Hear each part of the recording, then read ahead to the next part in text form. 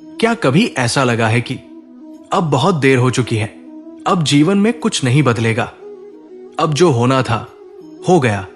अगर हां, तो आज ये वीडियो आपके लिए है, क्योंकि श्री कृष्ण कहते हैं तुम अभी लेट नहीं हुए हो। सांस चल रही है, दिल धड़क रहा है और मन में अभी भी सवाल है। इसका अर्थ है ईश्वर ने अभी तुम्हें छोड़ा नहीं है। जीवन में लेट होने का भ्रम। हम इंसान अक्सर कहते हैं उम्र निकल गई, मौके हाथ से निकल गए, अब कुछ बनने का समय नहीं, अब सुधरने से क्या होगा। लेकिन ये सब मन का भ्रम है। श्री कृष्ण गीता में कहते हैं कर्म करने का अधिकार तुम्हारा है, फल की चिंता मत करो। कर्म का अर्थ उम्र से नहीं जुड़ा, कर्म जुड़ा है इस क्षण से। श्री कृष्ण का पहला संदेश अभी भी समय है। जब अर्जुन युद्ध भूमि में खड़ा था, उस समय भी वो कह रहा था अब सब खत्म हो गया, मैं नहीं लड़ सकता। लेकिन श्री कृष्ण ने यह नहीं कहा अब देर हो चुकी है। उन्होंने कहा उठो अर्जुन, अभी निर्णय लो, अभी कर्म करो। अगर अर्जुन उस समय लेट नहीं हुआ तो तुम कैसे हो सकते हो? तुम्हारी हार तुम्हारी पहचान नहीं है। श्री कृष्ण कहते हैं मनुष्य जैसा सोचता है वैसा ही बनता है।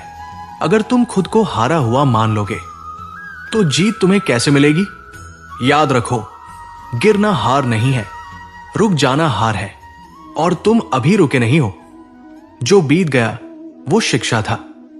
अक्सर हम कहते हैं काश पहले समझ गया होता, लेकिन श्री कृष्ण कहते हैं जो हुआ वही होना था, ताकि तुम आज ये समझ सको।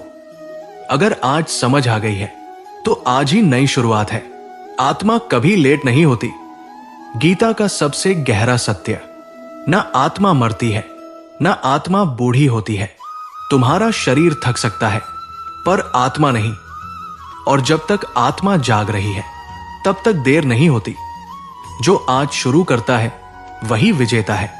श्री कृष्ण कहते हैं कल पर मत छोड़ो, क्योंकि कल अनिश्चित है। अगर आज तुम एक अच्छा विचार चुनते हो, एक गलत आदत छोड़ते हो, एक सही कदम उठाते हो, तो वही क्षण तुम्हारा पुनर्जन्म है। डर तुम्हारा शत्रु है।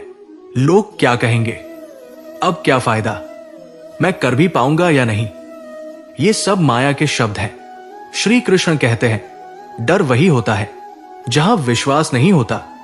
और विश्वास ईश्वर पर नहीं, खुद पर रखो। जो आज रो रहा है वही कल चमकेगा। हर अंधेरी रात के बाद सुबह आती ही है। श्री कृष्ण कहते हैं दुख स्थायी नहीं है। अगर आज मन भारी है तो यह संकेत है कि परिवर्तन पास है। तुम्हें परफेक्ट होने की जरूरत नहीं। श्री कृष्ण ने कभी नहीं कहा पहले सही बनो फिर आना। उन्होंने कहा जैसे हो वैसे ही आओ, क्योंकि सुधार चलते चलते होता है।